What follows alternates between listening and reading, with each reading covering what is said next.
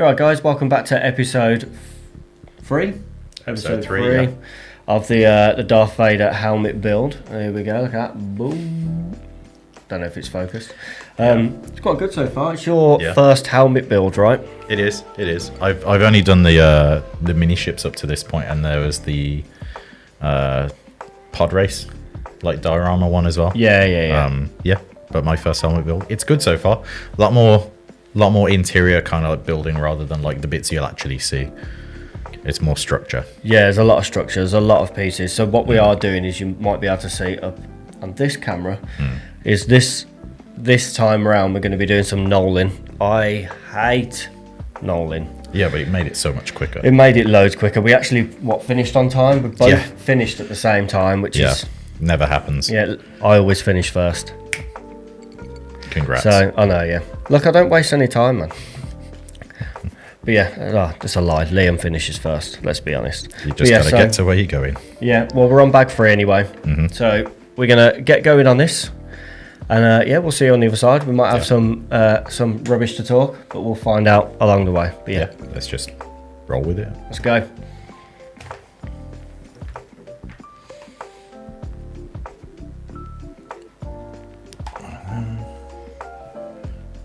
I also need one of them.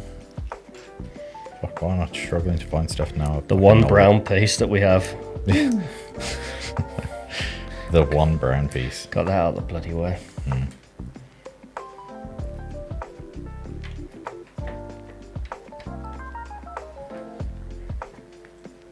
Right, before we go any further, is that in the right place? I would say yes, it is facing the right way. Thank you, Jesus. Jesus. That little worried sound. Yeah, the worried sound of didn't see this little bit here because my paper's folded. Oh shit. It is bullshit. I know you said oh shit, but it was funnier. Page 96, man.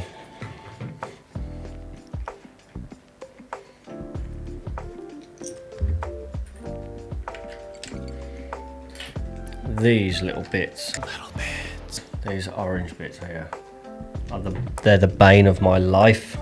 Why? They're so easy to see. No, but they keep rolling off my side of the table. I made sure to put them up right.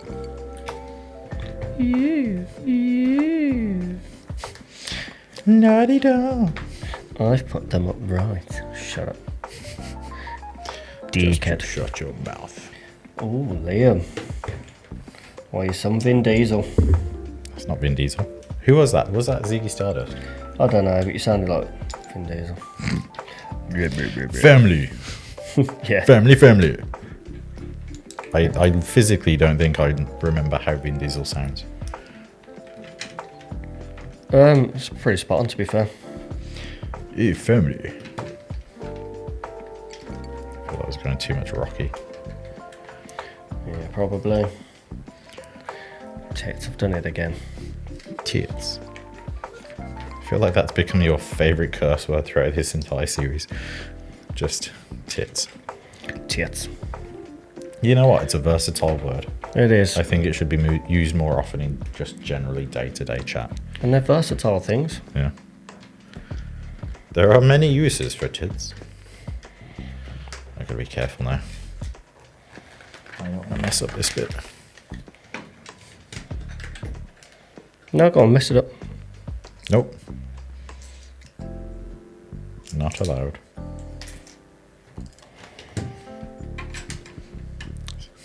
This fucking microphone just gets in the way sometimes. Yeah. That's why I build one-handed. Yeah. It makes me faster. It doesn't. So much faster. I missed a bit at the back. I need to put that back there. You're going to ask me what's new? What is new? Nothing. Absolutely fuck all. Nah.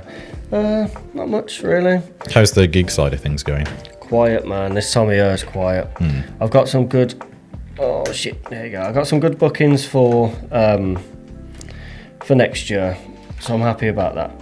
I thought I heard you something about you doing oh god, what is it? More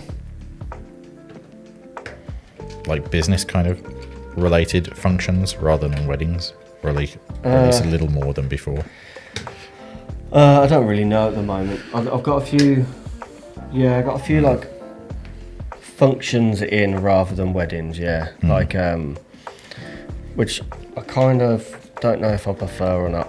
I'm working for a couple of companies now, which is nice. So, green bits.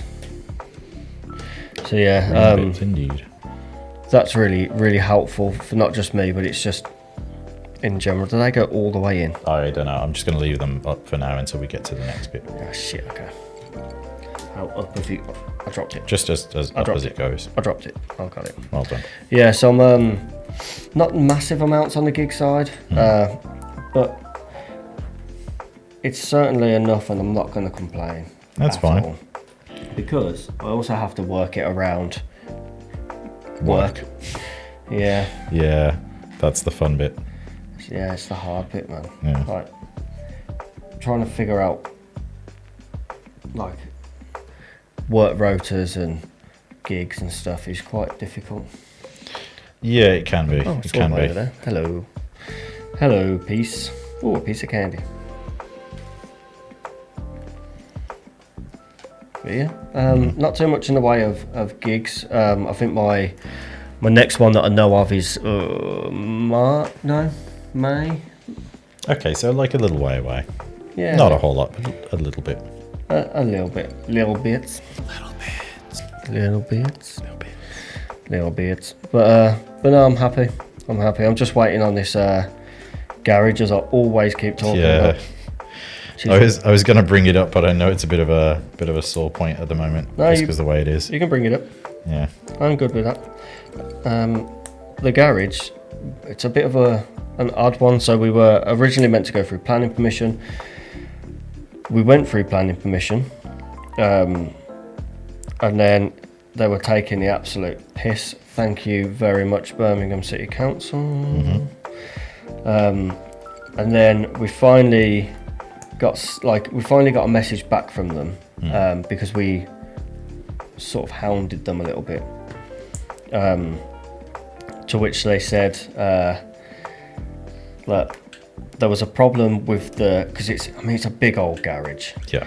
So they said that the problem is it was too big compared to our house, and that we had to make like some changes before they could okay it, essentially. Yeah. I think this is part of the whole worry that they don't want you turning like an outbuilding into like a habitable space. Like they don't want it to be another dwelling kind of thing. Yeah, but it's not the case. I mean, No. The thing is, in the plans, it doesn't show that it's a dwelling. It shows that it's a garage. You don't have like a bathroom. You don't have any running water or anything down there. Yeah, there's no plumbing at all. So you're going to have a little power. That's it. a little power. So I don't know. Maybe it's like sometimes a neighbour can say something, or sometimes the council just wants to head that stuff off and like avoid any issues in the future. Yeah, essentially. So they were basically kicking off about that, and they gave us two options. We reduced the size of it in terms of the footing, or we reduced the height of it to bring the height down. So we spoke to our builder. What the absolute turds am I doing here? Goes that way, right? Yeah. There you go. Yeah, I got it. So we spoke to our builder, and he was like, "Well, reduce the height." I was like, "I mean, me and Sally are both pretty short."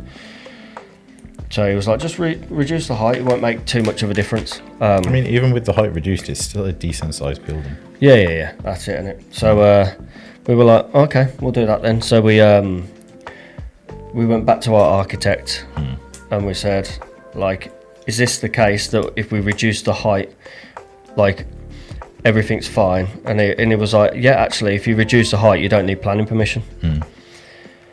Which absolutely enraged us, because if they'd have said that from the start, we would have just reduced the height Yeah. and not spent the last like however many months waiting for the council to get back to us just to tell us that it was too big.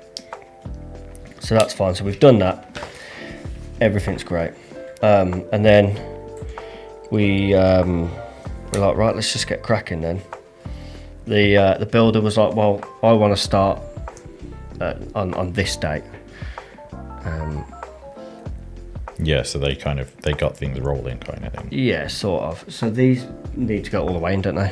Yeah, they do now. Yeah. So like, he was like, well, I want to start on this date, and we were like, okay, that sounds great to us. So we set a date for just after Christmas, because it was supposed to be before, but Sally was having some parties over Christmas, so she didn't want a load of building mess going on in the garden while we were Understandable. having parties in this room.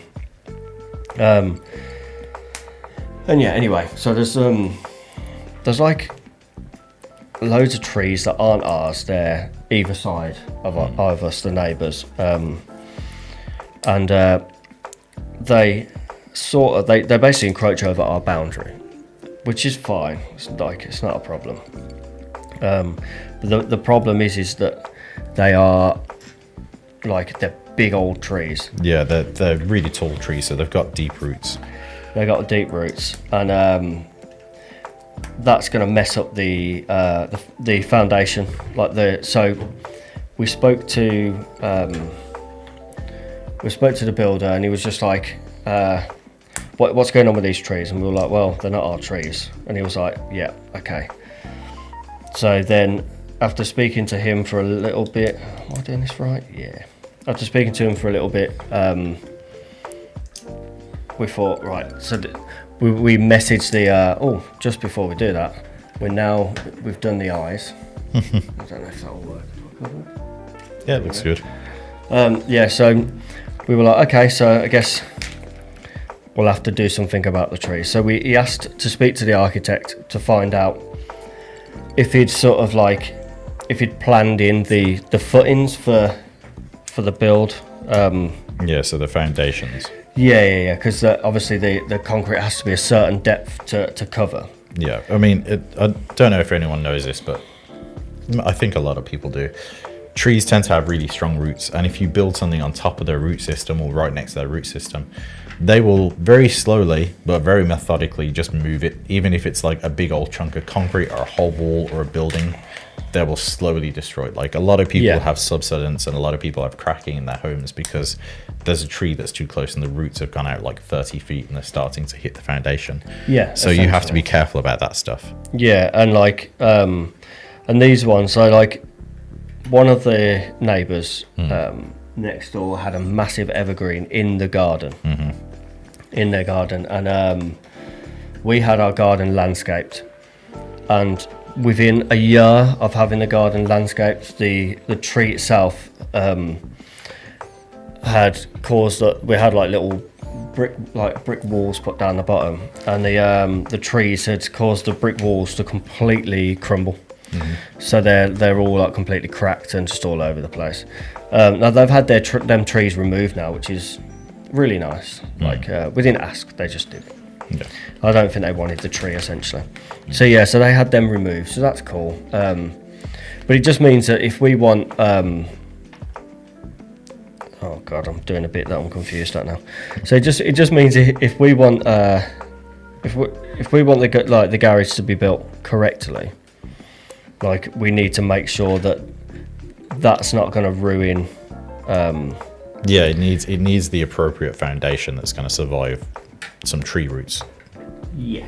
Basically, you don't want to have it built and then find out after spending all that money a couple of months later, oh, we need to do a whole bunch more work because it's getting damaged by this tree. Yeah. So the builder wanted to speak to the architect to find out how deep we needed to do the footings. Like, how deep do we need to dig down in order to make it work? We're looking at the back now.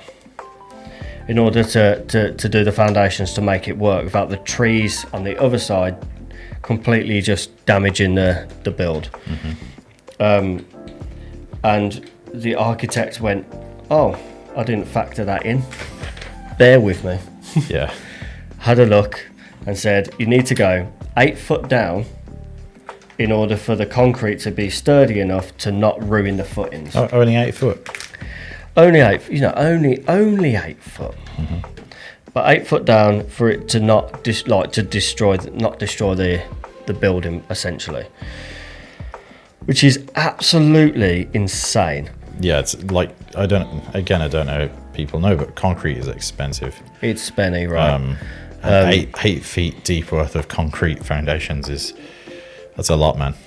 Yeah. So the builder got back to the architect because they were talking to each other, and he basically just said, "Are you crazy?" That's just in the politest way. That's just insane. You cannot expect this couple to have to pay that, essentially, because it's a lot of money extra for concrete and whatever else. He was like, so what's the other alternative, because we cannot get rid of these trees? And he said, well, if you don't want to dig down 8 foot, your only other option is to build a raft, which is essentially like a metal cage. So, you're making the concrete so that it's one solid piece that's held together by this metal frame inside it. Yeah. So if the tree moves a corner, the whole building will move rather than like cracking the corner. Yeah. So the stability's still there. You might end up a little bit lopsided after 20 years, but it's going to still be in the same place. Yeah, essentially. Which means we also then only have to dig down a fraction of a piece rather than like 8 foot, and we don't have to use as much concrete, which is fantastic. So yeah, so we were like, okay, well, that is what we're going to do then. Like, that's the only option we got. So it's like, cool, okay, well, now there's an added extra charge of hiring a engineer to basically make the raft for us. We'll design and make the raft. So it's like, right, okay, cool, we'll pay the charge. Right. But the engineer said he came back to us a couple of weeks later, the engineer, and he was like, well, I can't design and make your raft until I know what soil you've got. So the architect was like, what soil do you have? And we said, soil? Normal soil? I don't know. Like, we don't know what soil we've got. So now we've had to do a soil sample. And then the people that were doing the soil sample were like, yep, we'll sort it out, no worries. And then Sally chased them up the other day going, can you let me know what's going on with this soil sample? And they went, what do they say now? It's so funny. They went, well, you haven't sent it to us. She was like, what? Like, we're meant to do the soil. Like, I don't know how to do a soil sample. Why has no one told us? So anyway, I had to go out there last week and dig out 3 different locations for a soil sample, for 3 or 4 different locations for soil samples. So I've done that. I drove like an hour away from the house to drop the soil sample off, which was an experience because the lab that I took the soil sample to were currently in the process of moving. So I just had some random guy walk up to me and was like, yeah, I'll take that from you, I'll work here. And I was like, okay. So yeah, it was a bit of a weird experience, but that's kind of where we're at right now. So we don't really have anything else going on with the garage. It was meant to have been done and finished by now, and it's not. I could have saved you so much time with that soil sample. It's clearly brown soil. You know what I mean? You've got some orange stuff underneath it too. But Yeah, it's mostly brown. It's essentially, when they said to us like, what soil do you have, I was like, I don't know. And then I dug in and went, oh, clay. Essentially, It's the worst kind of soil. We have clay and sand. Essentially, it's just red sand and clay. But yeah, so we've done the soil sample. Fantastic, that's done. And now it's just a case of waiting for the lab to test the sample, get back to us, and then hopefully, fingers crossed, we have a garage build starting very soon. When I say very soon, probably in about a month. We should have to wait for the engineer to build the raft. Well, design the raft. Then we need to get it built. Then we're good. Man, I hope so.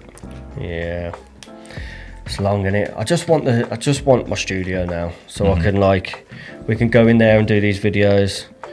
and all that sort of stuff. I'm done, man. Same. Woo. We nailed that one. Okay, that's a good one, wasn't it? Yeah. Nice little short episode as well. That was like a quick one. I'm looking forward to you having the studio done. It would be nice to like, one, for you to have your own space to do music stuff, and two, yeah, it would be nice to have a little space to do this where we don't have to like do this janky setup that takes what, like half an hour, 40 minutes to set up each time. Yeah, essentially. But yeah, so that's kind of where we're at the garage, and that's the episode done. So we've that was bag number 3. That was indeed. Hell yeah. Hopefully that wasn't too boring for you to listen to me about rant about my garage, but next time we might be in it. But yeah, thank you very much for watching. We'll see you on the next one, which is bag 4. So yeah, peace. Bye guys. Blah.